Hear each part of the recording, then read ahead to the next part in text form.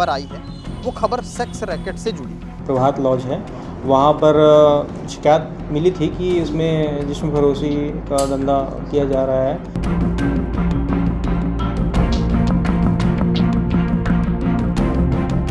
तो लड़कियों की व्यवस्था देह व्यापार के लिए की जा रही थी। वो लड़का जो है बाहर से आए जो कस्टमर वहाँ पर रुकने आए थे उनके लिए लड़कियों की व्यवस्था कर रहा था।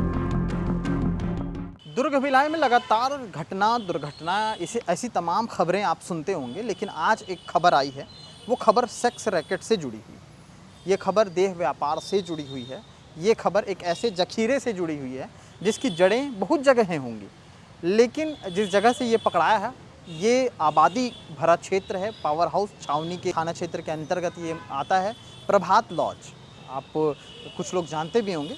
पावर हाउस में प्रभात लॉज है। प्रभात लॉज में करीब 9 जुलाई को शाम के समय एक जानकारी हासिल होती है कि प्रभात लॉज में एक शख्स जो वहाँ पर संचालित वर्तमान रूप से जो संचालित कर रहा था, नीलेश नाम का एक शख्स, वो लड़का जो है बाहर से आए जो कस्टमर वहाँ पर रुकने आए थे उनके लिए लड़कियों की व्यवस्था कर रहा था। लड़कियों की व्यवस्था क्यों?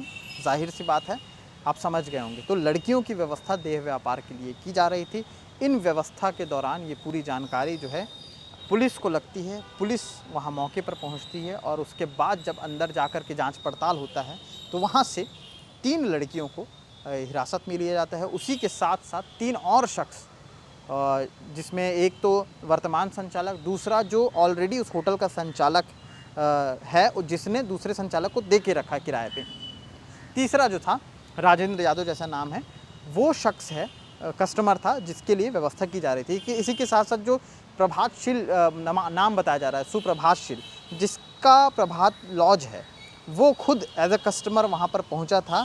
उसकी बंदोबस्त के लिए उसके अधीन काम करने वाले संचालक नीलेश ने लड़कियों की खोज खबर की और लड़कियों का बंदोबस्त कर रहा था। और इसी दौरान ये सारी घटना पुलिस के सामने खुलती हैं। पुलिस उन्हें हिरासत में लेती है। हिरासत में लेने के बाद प्रेस कॉन्फ्रेंस होता है।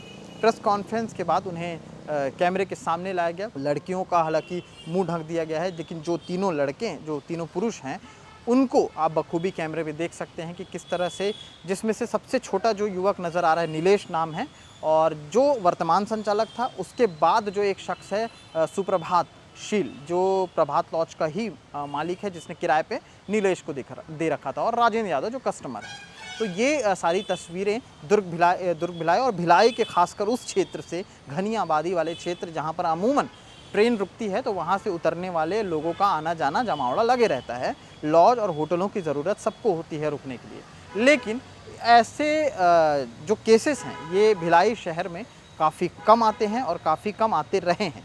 लेकिन इससे पहले अगर कोई मामला अगर मैं जोड़ूं जिस्म फरोशी का, तो मेरे ख्याल से आपको याद होगा कि मॉल में कई बार ऐसे छापे पड़े थे जिसमें कई दफ़ा जो हैं, कई और भी जगह हैं, और भी जगहों से, स्पा सेंटरों से भी ऐसे लड़कियों को निकाला गया था, लाया गया था। अब जैसे 3 लड़कियां बताई जा रही हैं, जिसमें से एक लड़की जो है पश्चिम बंगाल की है। तो ये पूरा मैटर जो है छावनी थाना क्षेत्र के अंतर्गत का था। सीएसपी हरीश पाटिल ने इस पूरे मामले को लेकर के प्रेस कॉन्फ्रेंस ली। उन्होंने क्या कुछ बताया है वो तफ्तीश से आपको दिखाते हैं। छावनी थाना क्षेत्र में एक प्रभात लॉज है, वहाँ पर शिकायत मिली थी कि इसमें जिस्म फरोशी का धंधा किया जा रहा है लॉज संचालक के द्वारा। तो एक मुखबिर सूचना हमें मिली थी, जिसके माध्यम से हमने रेड की कार्रवाई की थी। तो लॉज में उस समय रेड कार्रवाई करते समय 3 महिलाओं के सहित 2 पुरुष, कुल मिलाकर के 5 लोग वहाँ पर संदिग्ध अवस्था में पाए गए और उन्हें हिरासत में लेकर के उनसे पूछताछ की गई कि किस प्रयोजन से आप लोग यहाँ पर हैं करके। तो उन्होंने इसका कोई युक्तियुक्त कारण नहीं बताया। साथ ही साथ कुछ वहाँ पर से आपत्तिजनक सामग्री बरामद की गई है, जैसे कॉन्डोम के पैकेट और शक्तिवर्धक टैबलेट्स के पर्चे थे। तो उससे ये स्पष्ट हो गया कि यहाँ पर जो है वो वेश्यावृत्ति का व्यवसाय चल रहा है। उनको नोटिस दे करके भी पूछा गया था कि क्या आपके पास ये युक्तियुक्त कारण है कि आप ये जो है वही यहाँ पर व्यवसाय कर रहे हैं। तो उनके द्वारा कोई संतोषजनक जवाब नहीं दिया गया। उसके फलस्वरूप फिर पीटा एक्ट के तहत कार्रवाई अग्रिम विवेचना जारी की गई और आज उनको रिमांड में भेजा जा रहा है। कितने लोग इसमें पकड़े हैं? इसमें कुल 5 व्यक्ति हैं, जिसमें से 2 पुरुष हैं और 3 महिलाएं हैं। इसमें से एक महिला जो है दीगर राज्य की है और 2 महिला जो है स्थानीय है। तो जिस्म फरोशी का ये मामला और लगातार इस तरह के धंधे जो हैं सक्रिय भी होते नज़र आ रहे हैं। किसी किसी चीज़ों में पुलिस को जानकारी नहीं हो पाती, जिन पे हो पाती है उन पे तफ्तीश होती है, उन पे जांच पड़ताल होती है, उन पे धरपकड़ होती है। लेकिन जिन पे नहीं हो पाती उन पे भी होना चाहिए, क्योंकि कई ऐसे होटल ऐसे हैं जो रहवासी वाले क्षेत्र में बना दिए गए हैं।